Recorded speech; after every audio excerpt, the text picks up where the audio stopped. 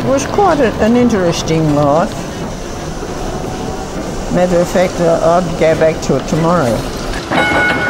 Distinguished guests, Connies, Gunzels, ladies and gentlemen. This exhibition explores the world of Victoria's trammy family, its culturally diverse trammies, trams, and Victoria's rather eccentric tram tradition. This exhibition has been produced in collaboration with Gregor McCaskey, the enthusiastic staff at the Immigration Museum, and the Connies Performance Troupe. Special thanks to Normie Maddox, I hope he's here tonight, from the Melbourne Tramways Museum, the former trammie and president of the Tramways Union, Warren Doubleday, and the crew at the Ballarat Tram Museum, Dennis O'Hoy, Darren Hutchinson, and Kim Smith, and the trammies from the Bendigo Tramways. Special thanks also to the Melbourne Trammies, of which a number are present here this evening, and my old mates from the South Melbourne Depot, of whom I had a wonderful 10 years with, mostly spent on the bag. We thank Vic Health, who have sponsored this exhibition through their Arts for Health program. When you travel around through this exhibition, you'll see beautiful models of trams, a Bendigo Burnie, 658W class, cables, Zs and As. You'll see framed photos of the Melbourne Depot Harmonica Band from the 1930s and the first graduation class of women Connie conductresses from 1941. Hear a cheeky BBC radio interview of 5 trammies and journey past books, badges and uniforms. Taste a little of the Melbourne Calcutta Tram Jatra, Tramways Friendship, and explore the habits and ritual of the tram enthusiast Gunzel. We set out to produce a storyline that puts our tram world into context. The influence of Major General Sir Robert Risen, the Italian-born Union delegate from Essendon Depot, who led the campaign to save the Footscray Moonee Ponds tram line. The Dutch-born delegate from South Melbourne, keen on Connies, the trammy family. The exhibition celebrates Melbourne's 118 years of rare and continuous tram tradition, one of the 5 largest tram systems in the world, and the only true surviving tram system in all the English-speaking world. As they say in Calcutta, Zindabad, Zindabad, long may she live.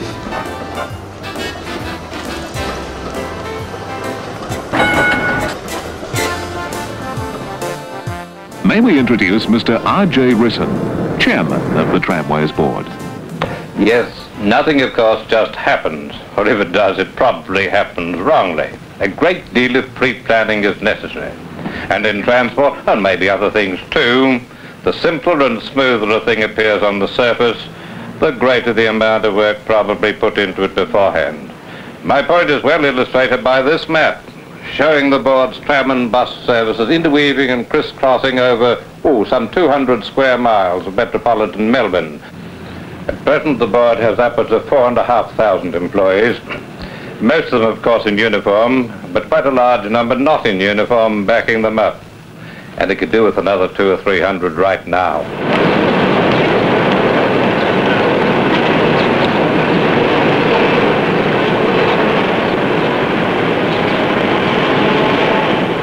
Just look at that, will you?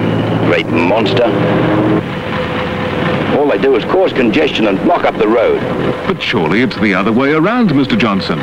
It's you who's blocking the tram. Oh, that's not the point, old man. The roads belong to cars. If I had my way, I'd get rid of trams altogether. All right, we'll give your recommendation a try. Let's see. Yes, this should do.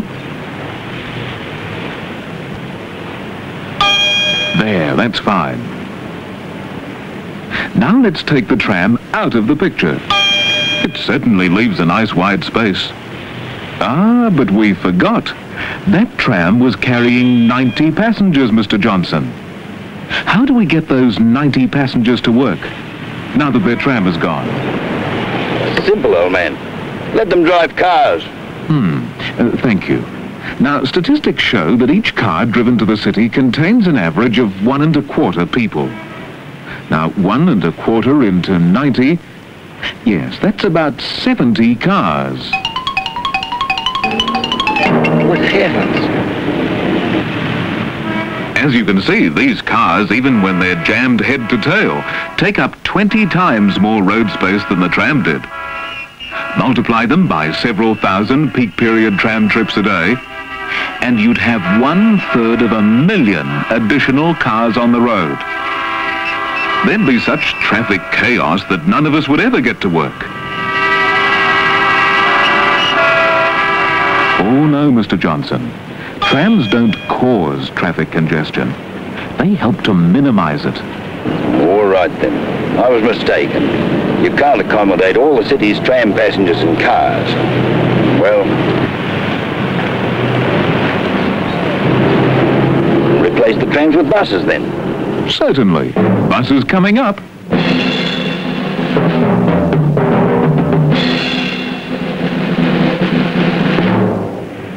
Hey, wait a minute. You've replaced that tram with more than one bus. You've got 2 1/3 buses. I had to. A bus has a far smaller passenger carrying capacity than a tram. The Tramways Board is in the bus business, in a big way. But it confines its buses to areas of sparser population. Melbourne's densely populated areas need trams.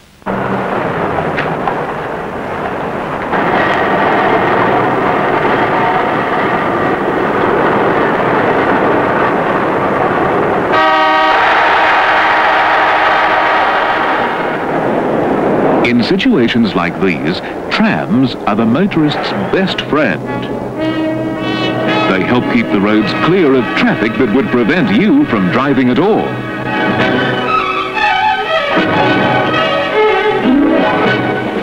When it comes to moving large crowds, there's no vehicle more efficient than a tram. While cars are still struggling to get free of the parking area, the trams are off and away. Already they've cleared most of the crowd. But that's only part of the story. Trams are good citizens of Melbourne too. If you have a little time to spare, I'll show you some of the many ways in which trams contribute to the good life of Melbourne. First and most obviously, there's the transport service they provide. Whichever direction you want to go in the Melbourne area, there's a tram or bus to take you comfortably and safely.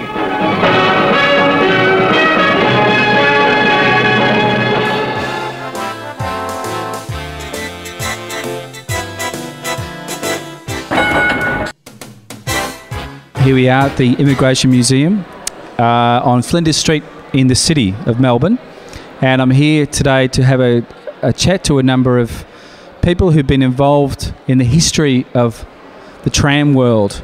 And the first person we're going to speak to today is Fortunato Grosso, and he's been heavily involved with the tram since 1983. First question I have to ask you, Fortunato, is how did you become involved with the tramways? Can you tell us a little bit of that history? I started as a conductor in 1993 at Melbourne Depot, and I'm still there working as a driver at the moment. I'm 65 and still working. Can you tell us a little bit about life in the Melbourne Depot? What's it like? It's like a family depot. It's everyone knows everyone. We try to help each other. It's a good between us, and everyone helps each other. What I can tell you that when I started working at Melbourne Depot, that was like a family job, really. Like I started there because my uncle was working there, my brother was working there, and so many people was like that. Now it's changing. It's not like before, but before was like a family job, really. Everyone knows everyone. And now it's different? Now it's different because it's not like before, really.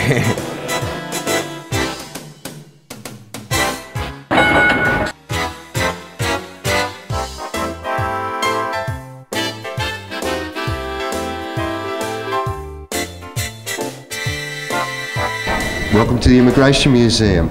Folks, we have with us this afternoon Joyce Barry Joyce was the first woman to drive trams in Melbourne back in 1975. So welcome, Joyce. Joyce, do you want to tell us what depots you worked at and when you started in the tramways as just the first port of call for us? The first port of call was Brunswick Depot, and I was there for 18 and a half years. Did you have a favourite tram line? Yes, Brunswick to the city. Brunswick to the city, Sydney Road? What shifts did you prefer doing, just to give people a little bit of an insight into the depot life, the life of a trammy in that era? Were you an early shift woman, broken shift, lates? Broken shifts mainly. Uh-huh. And what was it sort of like? You'd be starting work 6:30, 7 o'clock? Yes. Yes, about 7 o'clock you'd do broken shifts. You'd go off at 11 and come back on again about 2:30, 3 o'clock. Tell me, when you were a conductress, what was the biggest take that you used to have on a day? How much did you collect, Joyce? And you saw decimal currency change as well. How much do you think you would take on a busy shift? Well, the record still stands in Brunswick. Yes. Yes. It was taken by a girl doing a Sunday afternoon shift. Sunday afternoon. She took £408. God, crikey, £408. Joyce, you were saying how some depots were very, in a sense, progressive towards women becoming tram drivers. Some depots were against it. No, only Preston and Essendon were very much against us. Yes. In fact, they were downright rude. What was there any reason for it that some depots were like that and others weren't? Only because of the union delegates. So it came down to the union delegates, you think? The character of those? Yeah. For instance, Jimmy's the union delegate at Essendon then, and he put it around the depots that he wouldn't work behind a woman.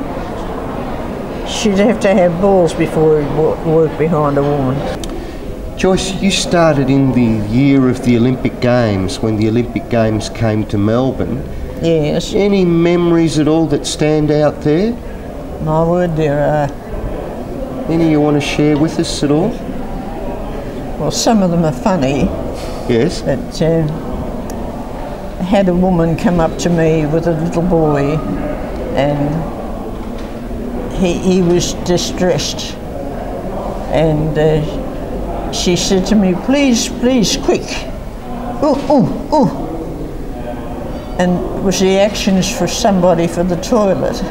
Yes, okay. And I just grabbed the little boy by the hand and ran across Swanson Street amongst the traffic, leaving Mum behind.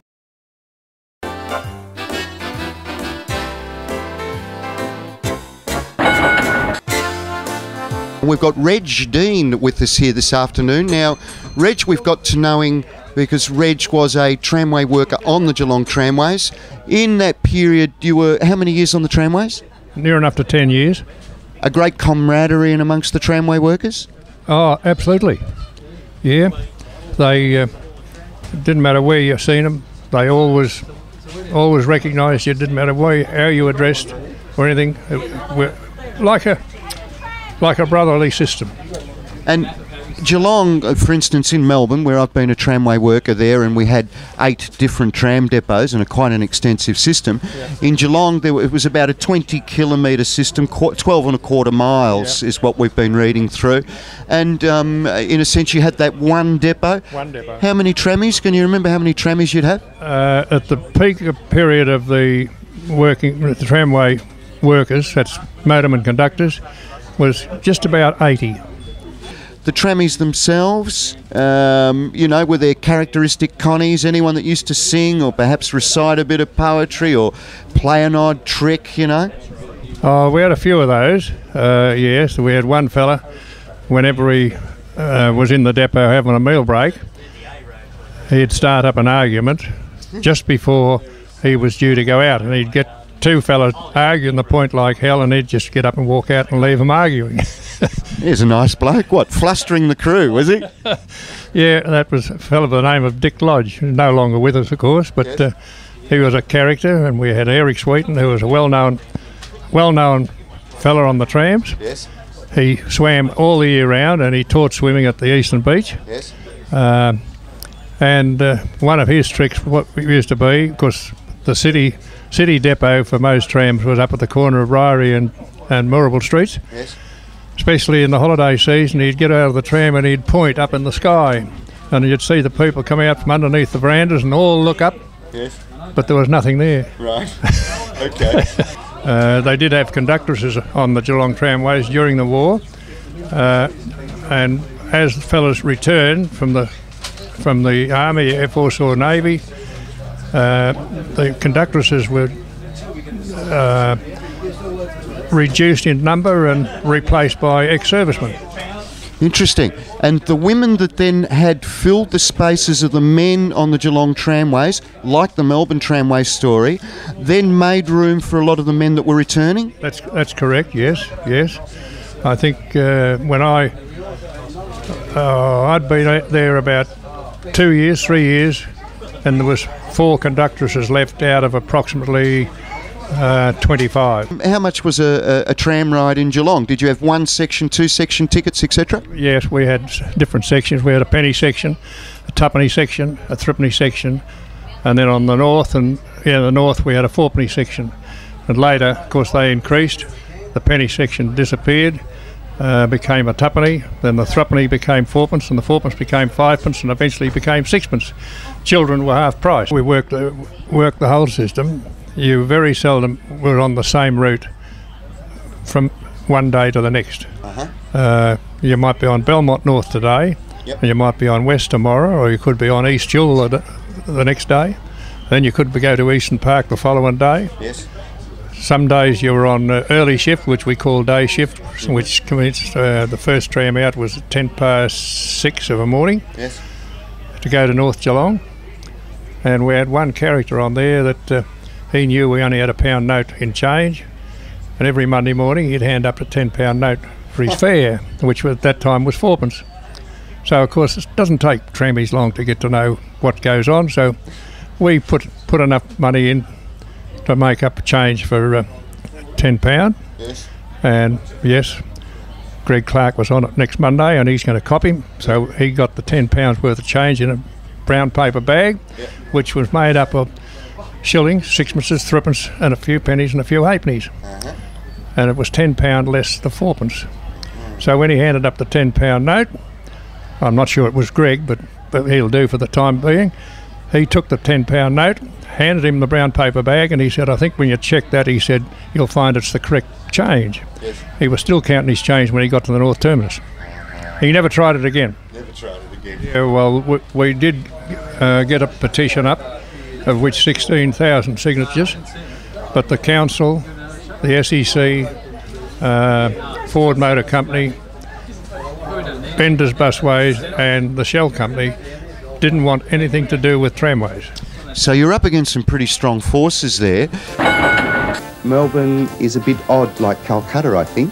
So we come to celebrate and discover our oddness together.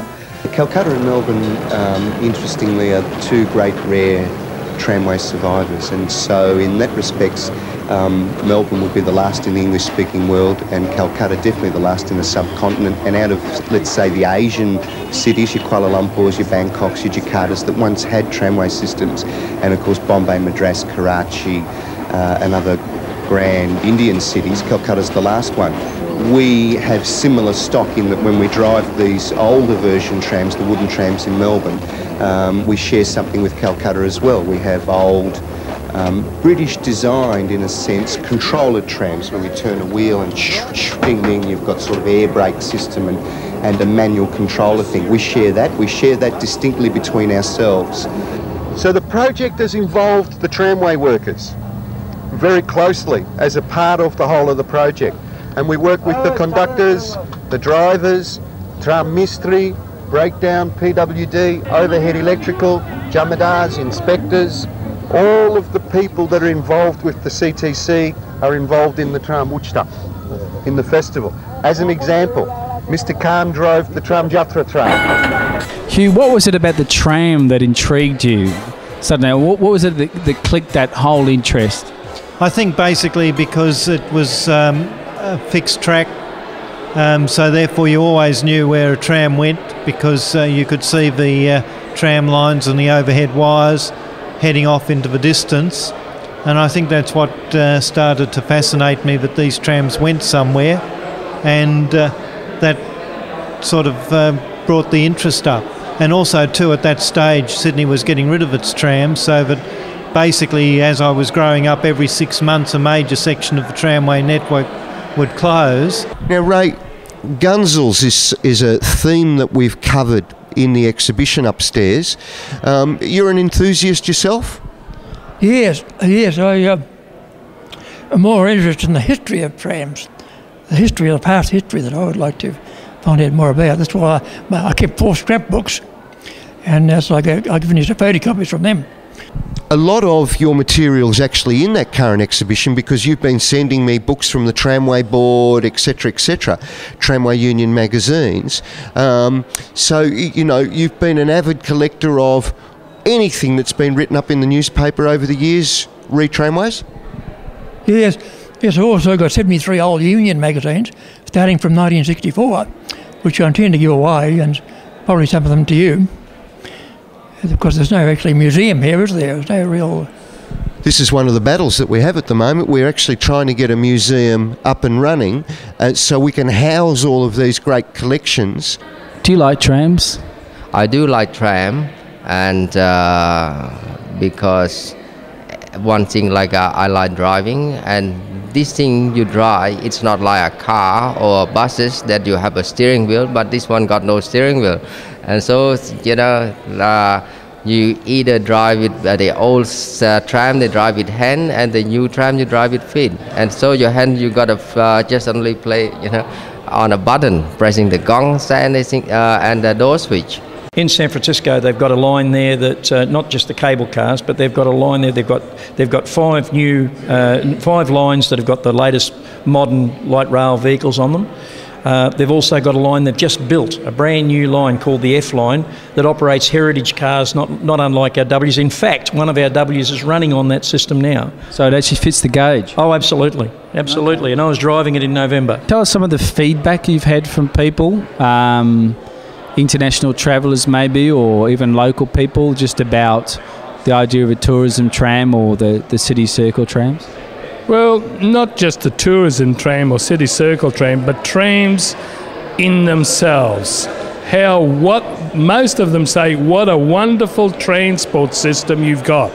What an excellent transport system, and so cheap compared to other forms, and they are amazed. On the whole, multiculturalism has been a success on the trams. We seem to have developed our own successful form of Australian multicultural English, and the cultural diversity is definitely a part of the boisterous life of the workforce. This is called A Few Bones Got Buried Last Night. Vietnamese were dancing with Nigerian, Chilean with Indonesian, Maori with Sri Lankan, Scots with Fijian. South Melbourne Depot were on the dance floor. A farewell dinner for those taking the package, their parting gifts, model trams made of wood, appropriate for the W, and made in Melbourne as the W class were, the Cadillacs of the tram world. The presentation was short and jocular whilst the crowd partied on, an unsentimental lot on the whole. This is an occupation with a high turnover, accidents frequent, humour black and cynical, where a long-term employee is regarded as a curious fossil. A high-stress job, dealing often with difficult passengers with no training but the sink or swim. No dealing with personal problems, but a lot of good times, laughing and joking with your mates. Because of the 6-day working weeks, ever-changing shift work, and some with unhappy lives, more time is spent with your workmates than with your family. The depot was more family than family, a fractious family, which knows how to party and forget for a while the disputes between management and staff, Gunzels and grunge, smokers and non-smokers, between people themselves, for the tramways foster strong personalities. A few bones got buried as they partied on. Surprising who was dancing with whom. When armistice was announced on the Eastern Front in the First World War, German soldiers danced with Russia. Last night, half of the nations of the world were dancing. Irish with English, Dutch with German, Indian with Italian, Malaysian with Greek, Filipino with El Salvadoran, Russian with Australian born, on and on, into the night, with no regard that the first tram was running out at 6:41.